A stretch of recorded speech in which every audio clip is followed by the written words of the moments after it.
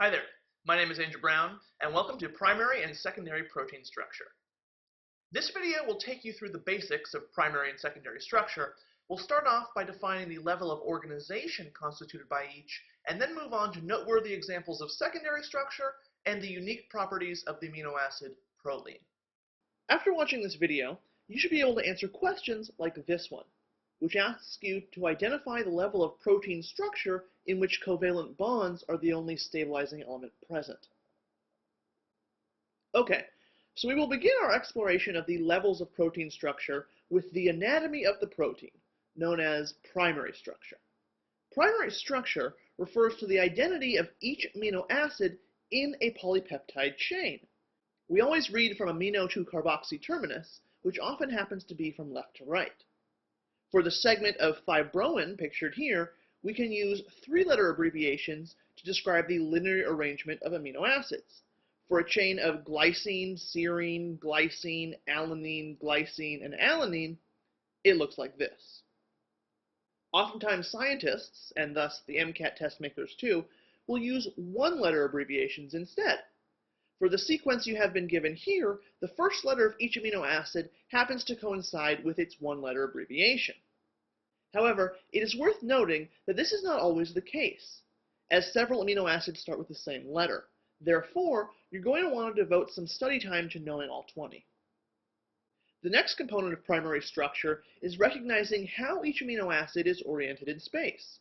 As we said before, polypeptides are bounded by the amino and carboxy termini, usually at the left and right ends respectively.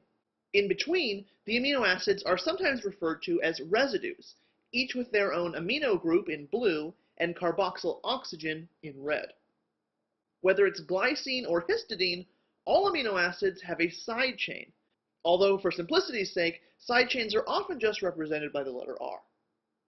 And that's all you have to know about primary structure for the MCAT. For secondary structure, now we'll be dealing with the interactions of amino acids within a polypeptide. There are two notable examples, the first of which is the alpha helix.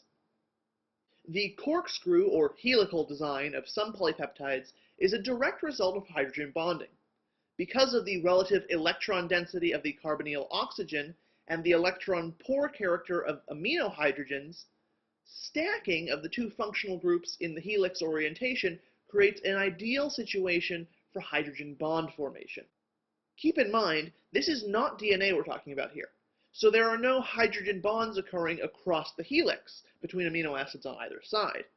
Rather, the corkscrew shape is further strengthened by repulsive interactions between the outward-facing R groups and the surrounding medium.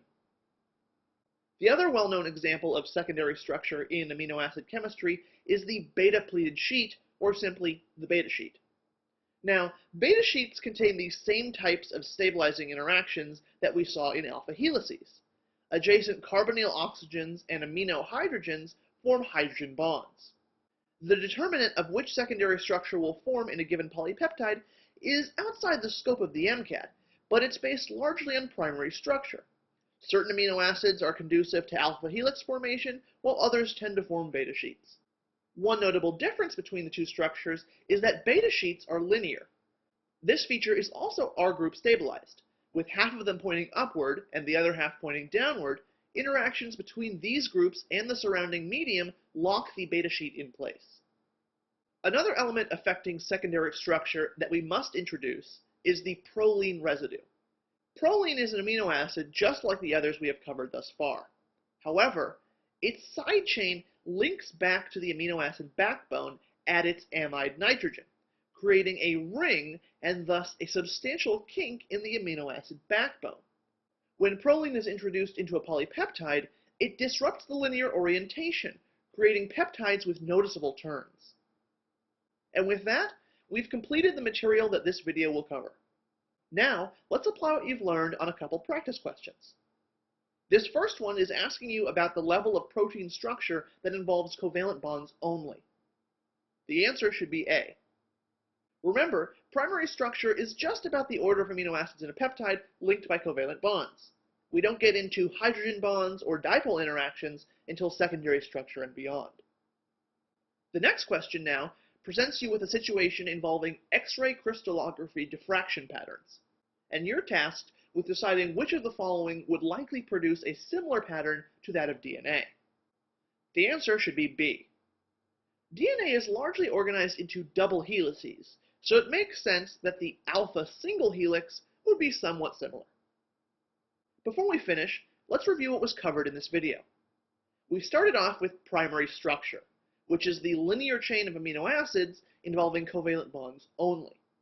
We then took a look at secondary structure, the first example of which was the alpha helix. Alpha helices look like amino acid corkscrews and are stabilized for the most part by hydrogen bonds. Beta sheets, on the other hand, are planar structures, despite achieving stability through these same hydrogen bonds that produce alpha helices. Thanks very much for watching, and good luck in your continued MCAT study.